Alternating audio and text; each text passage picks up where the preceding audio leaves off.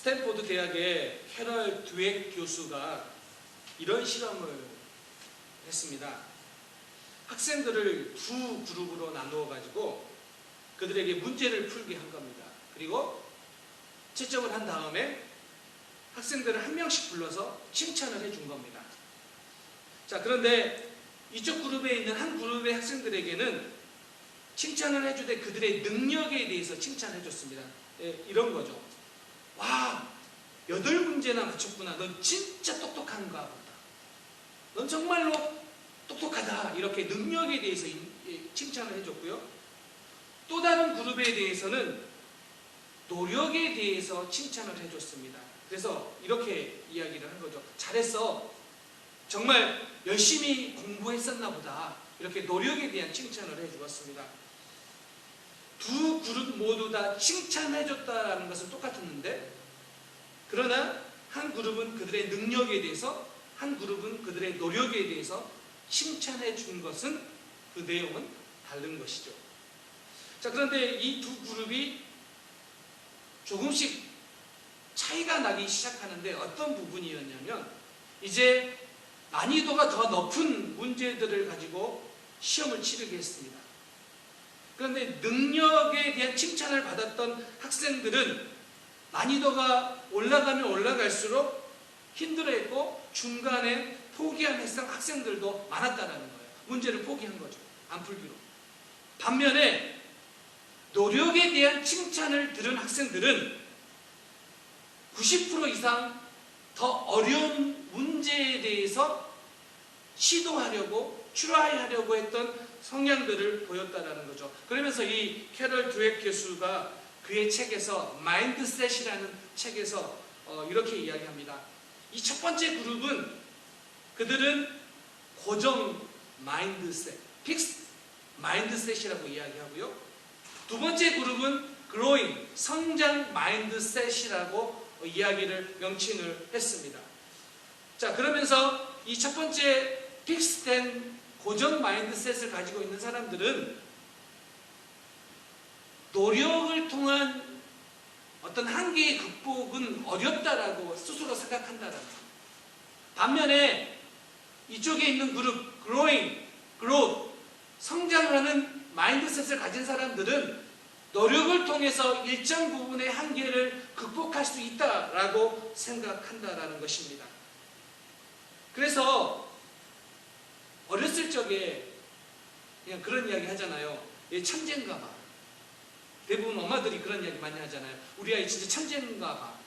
여러분들은 안 느껴보셨나 봐요. 제가 그런 이야기 많이 들었어요. 우리 아들 진짜 천재인 줄 알았다고. 근데 정말 신동의 모습처럼 어렸을 때 너무 잘했던 아이들이 이런 이야기를 많이 듣죠. 넌 천재야. 넌 정말 똑똑해. 이런 아이들이 자라면서 조금의 어려움, 조금 큰 어려움을 닥치면 포기해버리는 그런 경향성이 있는 아이들이 많이 나타나는 이유가 무엇이냐면 바로 픽스드, 고정 마인드셋에 적응되어 버린 아이들이라고 표현한다는 것입니다. 저는 오늘 말씀 통하여 실패가 될 수 있고 실패가 되지 않을 수 있다는 것을 깨닫게 되었습니다. 그래서 오늘 어쩌면 우리가 실패가 되는 인생을 살아가느냐, 그래서 실패이기 때문에, 실패를 경험했기 때문에 픽스드된 마인드셋을 가지고 그냥 그래 인생은 어쩔 수가 없어, 실패로 가느냐, 아니면 실패를 경험했음에도 불구하고 이 실패가 실패로 끝나지 않고 성숙으로 이어지는 성장 마인드셋을 가질 수 있느냐. 오늘 말씀이 오늘 우리에게 보여주는 좋은 한 예시가 됩니다. 우리가 지금까지 3주 동안에 요나에 대해서 살펴봤는데, 어떻게 보면 요나는 사명을 받은 한 사람으로서 실패한 사람이라고 봐도 무방합니다. 왜요? 그의 인생 가운데 하나님이 부르셨는데 하나님을 피해서 도망가다 어려움을 당하고 그 어려움 가운데서 여러 가지 하나님을 떠나는 일들을, 하나님을 피해 도망가는 일들을 많이 했죠. 자, 그런데 오늘 본문에 뭐라고 이야기하냐면 두 번째로 여호와의 말씀이 요나에게 임했다라고 이야기합니다. 어떻게 보면 요나는 사명자로서는 실패한 사람인데도 불구하고 하나님이 다시 요나에게 말씀을 주십니다. 실패한 요나에게 하나님이 다시 기회를 주시는 것이죠. 이 모습을 보면 하나님은요, 정말로 우리가 흔히 생각하는 엘리트라고 생각하는 사람들만 통해서 어떤 일을 하시는 게 아니라는 거예요. 하나님은 실패한 사람들을 통해서도 하나님은 역사하시고 일을 하신다는 거예요. 근데 문제는 뭐냐면 오늘 우리 모두는 크고 작은 실패를 다 경험한다라는 거예요.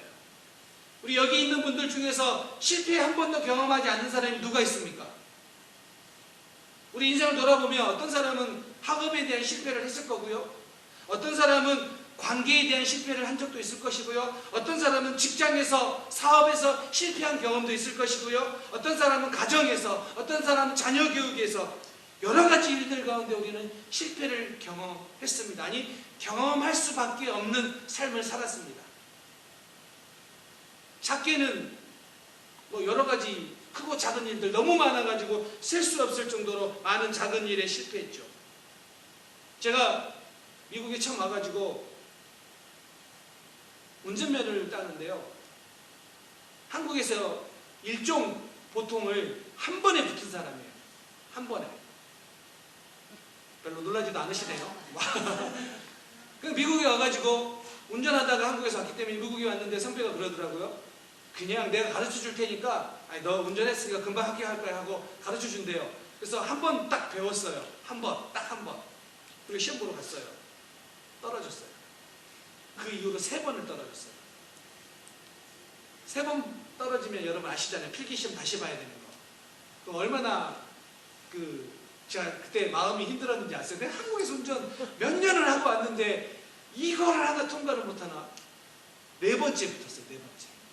그리고 운전면허 따고 이렇게 좋아해 본 적도 없었어요. 너무 기쁜 거예요. 운전면허 따는 게.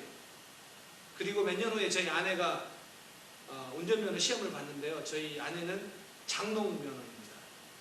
2종 오토 장롱면허. 운전도 안 해본 사람이죠. 그래서 제가 학원을 보냈습니다. 그러면서 제가 계속해서 이렇게 훈계를 했습니다. 훈수를 뒀습니다. 미국 사람 심사가 까다로운 사람 많으니까 그러니까 원리대로, 원칙대로 해야 된다. 그래서 여기서는 뭐 스탑 하는데 우리 3세컨 있잖아요. 그거 쉬는데 1, 2, 3초 하면 안 된다. 뭐 이렇게 1,000, 2,000 막 이런 거 엄청 가르쳤어요. 저는 이게 딱 운전면허 시험 보러 오고 분명히 떨어졌을 거라 생각했는데 한 번에 붙으셨어요. 제가 그렇게 운전 많이 하고 다녔는데 4번 만에 붙었고요.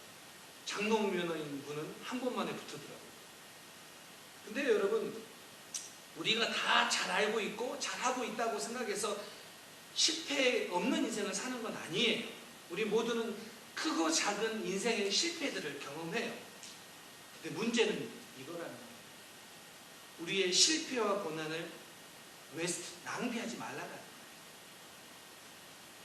많은 사람들은 실패와 고난을 통하여서 그 실패와 고난이 주는 교훈들을 통하여 깨달아야 되는데 그것들을 낭비하는 경향성이 있다는 거죠. 자, 보세요.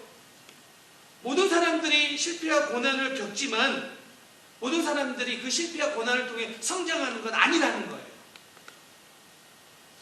어떤 사람들은 실패와 고난을 통하여서 그 실패와 고난 때문에, 그 문제 때문에 더더욱 분노에 사로잡힌 사람들이 있어요. 그래서 이 이야기만 하면 공격적으로 변해서 사람들을 공격하는 사람들이 있어요. 그 실패 때문에, 그 어려움 때문에 사람이 공격적으로 변하거나 오히려 그것들 때문에 상처의 깊은 어려움들을 품고 살아가는 사람들이 있다는 거예요. 근데 문제가 뭐냐면 고난은 고난대로 당했으면서 그래서 그 고난 때문에 힘들어하면서 그 고난이 성장이 되지 못하는 경우라는 거예요. 그때 우리의 실패와 고난은 낭비라는 거예요.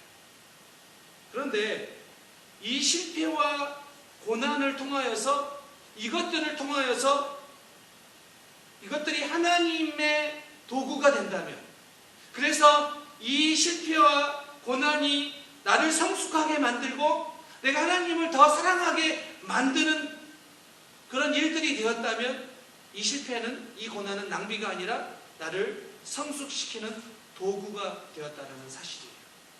그런데 제가 인생을 보니까 다 실패와 고난을 경험하지만 모든 사람이 성장하지는 않더라는 거죠. 저는 하나님께서 요나를 다시 불러오셔서 요나가 실패를 경험했지만 그럼에도 불구하고 요나를 부르셔서 요나도 하여금 하나님께서 다시 기회를 주시는 것은 무엇입니까?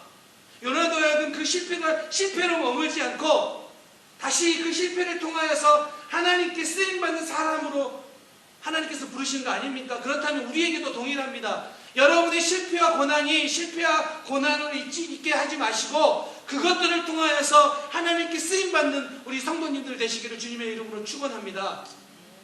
그것이 고난을 통하여 우리가 성장할 수 있는 좋은 기회라는 사실을 잊지 마시기 바랍니다.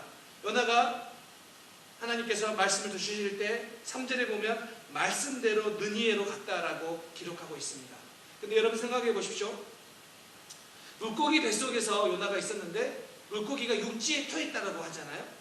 분명하게 육지에 토했어요. 근데 그 육지에 토한 그곳이 느니에는 아니었어요. 왜냐하면 느니에는 바다가 없어요. 내륙이에요. 그렇다면 물고기가 요나를 토해낸 그 장소에서 느니에로 가기까지 한참을 가야 되는 상황이에요. 그러니까 이 요나는 하나님의 말씀 앞에 그 말씀대로 행하기 위해서 수고와 노력을 해야지만이 느니에까지 갈 수 있어요. 그래서 그 수고와 노력 가운데 느니에에 도착했다라는 것입니다. 분명하게 1장의 요나와 3장의 요나는 다른 것 같아요. 하나님을 피해 도망가 버렸지만 하나님께 사명을 받고 말씀대로 순종하기 위해 느니에로 간 요나이기 때문입니다. 자, 그런데 문제는 무엇이냐면 요나가 지금 하고 있는 것처럼 보여요. 고난을 통하여서 정신 차리고 깨어난 것처럼 보여요. 사명자의 자리로 온 것처럼 보여요. 그런데 요나의 순종의 모습을 살펴보면 반절 정도의 순종이라는 거예요. 반쪽짜리 순종이라는 거예요. 절반의 순종이라는 거예요. 보세요. 요나가 느니에 도착해가지고 가서 외치는데 하루만 외쳐요. 하루만. 근데 이 느니에는 뭐라고 이야기하냐면 3일을 걸어야지 걸을 수 있는 거대한 성읍인데 3일 동안 걸어야 되는 곳에서 딱 하루만 외쳐요.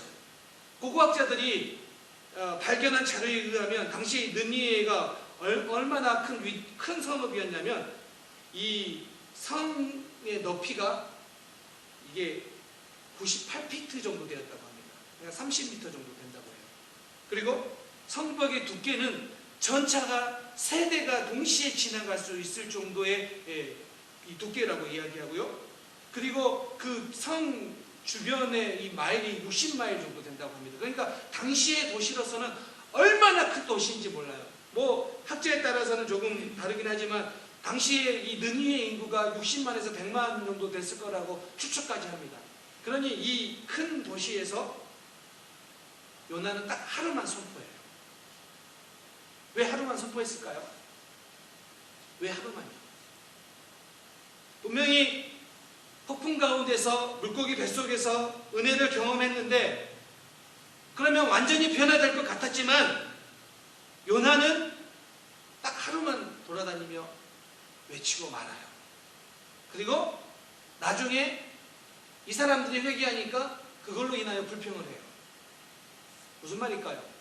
요나가 순종을 시작하긴 하지만 그렇다고 온전한 순종까지는 가지 못했다라는 거예요.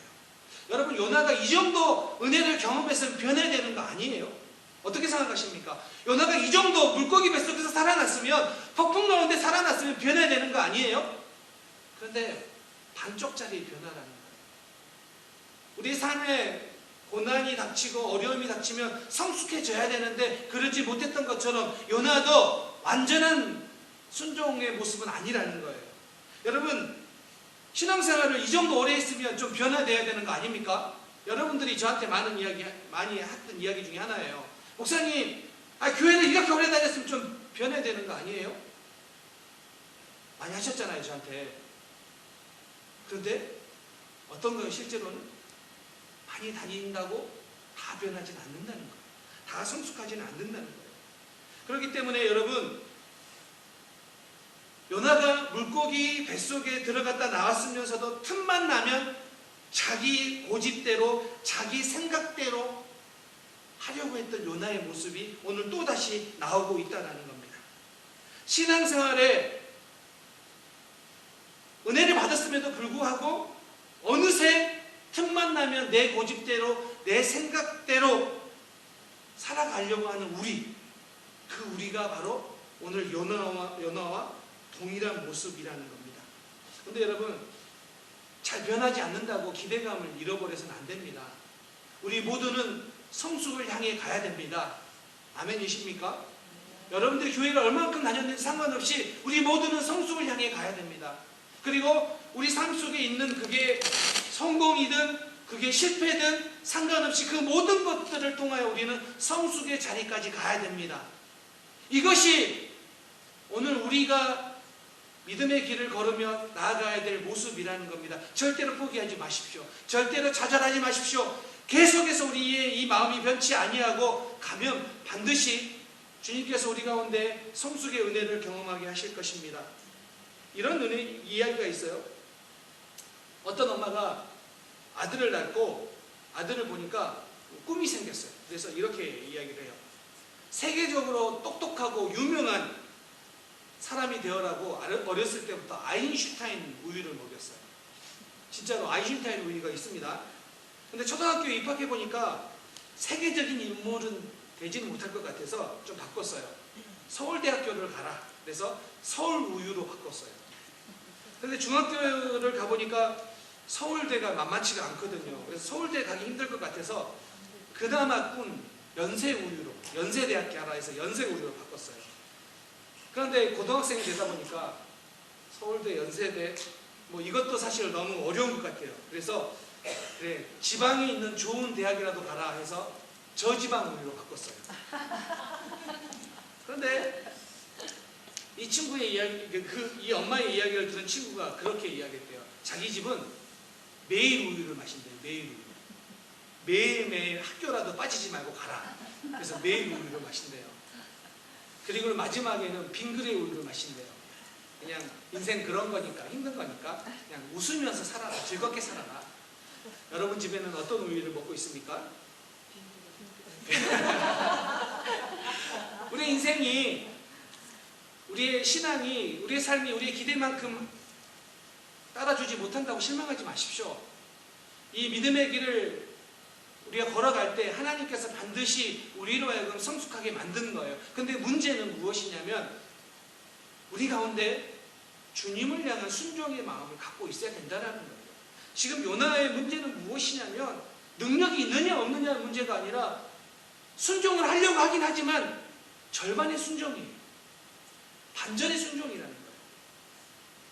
하루만 외쳤는데요. 요나의 설교를 보세요. 요나의 설교가 딱 네 단어, 네 마디예요. 40일이 지나면 느니의 성이 무너진다. 딱 네 마디예요. 이거밖에 안 했어요. 40일이 지나면 느니의 성이 무너진다.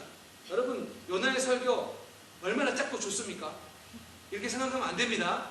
요나의 이 설교 네 마디는 정말로 어떤 의미에서 살펴봐야 되냐면 느니의 백성들이 죄를 짓고 있는 모습이 너무 안타까워서 그들의 죄를 지적하고 있는 것도 아니고 그들로 하여금 회개해야 된다라고 외치고 있는 것도 아니고 하나님의 은혜를 막 설명한 것도 아니고 짧은 메시지예요.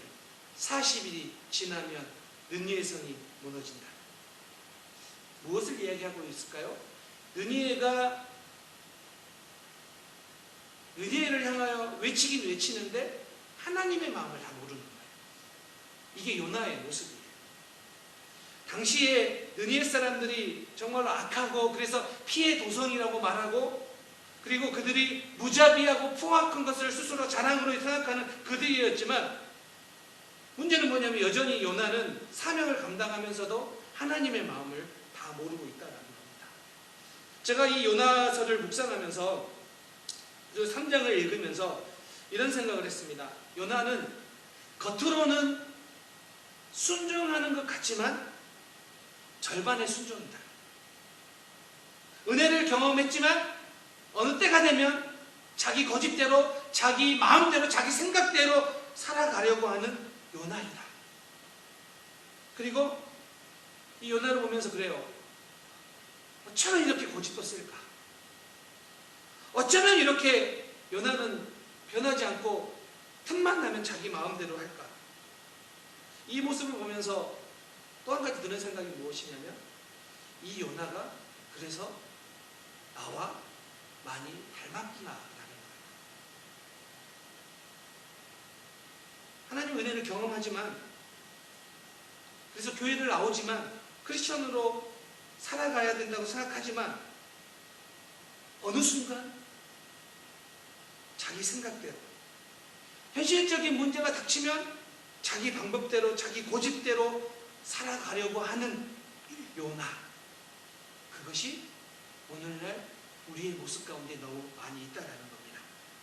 그래서 우리가 선호하는 것은 이거예요. 절반의 순종.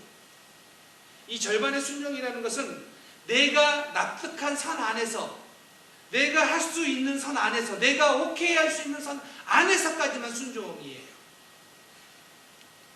그래서 교회를 섬기고 교회를 다니지만, 신앙생활을 하지만 내가 오케이 할 수 있는 선 안에서까지만 순종하기 때문에, 절반의 순종만 하기 때문에 우리 가운데 무슨 일이 일어나지 않아요? 우리 가운데 성장이 잘 일어나지 않는다는 거예요. 교회를 오래 다녔으면서도 불구하고 여전히 신앙생활은 그 자리에 머물러 있다면, 믿음으로 살려다가도 삶의 문제가 닥치면 다시 제자리로 가서 그 자리에 머물러 있다면, 잠깐은 믿음대로 살려고 하지만 내 마음에 들지 않으면 버럭하고 그냥 다른 사람들에게 상처 주는 말을 서슴지 않게 하고 있다면, 오늘 이 요나의 모습을 통하여 우리의 모습을 살펴보고 다시 한번 우리 가운데 돌이키는 은혜가 있기를 소망합니다. 그래서 이 3장을 그냥 읽어보면 회개의 메시지 같지만, 이 3장은 요나와 같은 우리의 모습을 보여주고 있어요. 반절만 순종하기를 원하고 틈만 나면 내 고집대로, 내 생각대로 바뀌려고 하는 나, 그런 나를 보여주고 있다는 것입니다. 그럼에도 불구하고 우리가 소망을 가져야 되는 것은, 그런 요나를 통하여 하나님은 깨닫게 하시고 그런 요나를 사랑하고 계신다는 겁니다. 여러분, 성경에서 순종이라는 히브리어 단어가 샤마인데, 이 샤마의 기본적인 의미는 듣다라는 거예요. 그래서 순종은 주의 깊게 듣다가 순종이에요. 그런데 이 샤마, 순종이라는 이 뜻은 그냥 단순히 귀로 듣는다, 소리를 듣는다라는 그 의미를 넘어서서 말하고 있는 사람의 생각과 마음으로 다가간다라는 뜻이에요. 그러니까 우리가 하나님께 순종한다는 것은 무엇이냐면, 우리가 하나님의 마음을 향하여 점점 다가간다. 이게 샤마예요. 이게 순종이에요. 반면에 불순종이라는 헬라어 단어가 뭐냐면 아페이데이아예요. 이 아페이데이아라는 뜻의 의미는 뭐냐면 고집이 센, 반항적인, 거스르는 의미예요. 지금 요나는 말씀대로 순종한 것처럼 보였지만 자기 고집대로 자기 고집을 꺾지 않아요. 불순종의 모습을 남겨두고 있는 거죠. 그렇기 때문에 지금 여전히 순종하는 것처럼 보이지만 불순종의 모습의 요나, 그 요나를 통하여 우리의 모습을 깨닫게 하고 계신다는 겁니다. 순종의 절정의 사건은 십자가입니다. 예수님이 십자가를 지시면서 기도합니다. 할 수만 있거든 이 십자가, 이 잔을 피하게 해달라고. 그러나 이렇게 더불어 기도하죠. 나의 뜻대로 마시고 아버지의 뜻대로 되기를 원합니다. 예수님께서 십자가에 달리시기 전에 어떤 마음의 순종이에요? 하나님의 마음을 알기 때문에, 하나님의 마음에 가까이 갔기 때문에 이 십자가를 지신 거예요. 오늘 순종이라는 것은 무엇이냐면, 오늘 우리가 하나님의 마음에 더 가까이 가기를 원하는 거예요. 하나님의 마음에 더 가까이 가서 하나님이 원하시는 대로, 하나님이 원하시는 방향대로 살고자 하는 그 마음을 갖는 거예요. 그게 바로 순종이에요. 오늘 요나를 통하여 우리에게 던져주는 메시지, 이 순종의 마음이 우리 모든 성도님들 가운데 있기를 축원합니다. 하나님은 그럼에도 불구하고 하나님이 일하십니다. 3장에 그래서 회개하다라는 히브리어 단어 슈브가 4번이나 8절에서 10절까지 나옵니다. 요나가 외쳤지만 그의 마음이 어떤지는 우리가 정확하게 모르지만, 그러나 완전한 순종이라 보기 어려운 모습이 많았지만, 그러나 하나님은 역사하셔서 느니웨 사람들이 회개하게 만드셨습니다. 이게 하나님께서 주신 은혜입니다. 그리고 느니웨의 부흥운동이 시작됩니다. 말씀을 맺겠습니다. 결론입니다.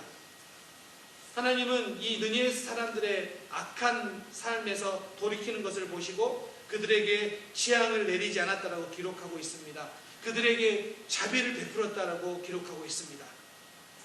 이방인 뱃사람들이 돌이켰을 때 폭풍을 잠재우셨던 것처럼, 이방인 느니웨 사람들이 돌이켰을 때 그들에 향한 재앙이 멈췄습니다. 오늘 우리가 예수를 믿는데 내 마음 방식대로, 내 고집대로 믿으려고 하는 우리의 삶에서 돌이킬 때 우리의 삶 가운데 성장이, 우리의 삶 가운데 순종이 나타날 수 있습니다. 여러분이 하나님의 마음을 더 가까이 가기를 소망하기 때문에 여러분의 삶 가운데 순종의 삶이 나타나기를, 그런 순종의 삶을 살아가는 우리 모든 성도님들의 삶이 되시기를 주님의 이름으로 축원합니다. 아멘. 우리 함께 찬양하고 기도하도록 하겠습니다. 온 마음 다해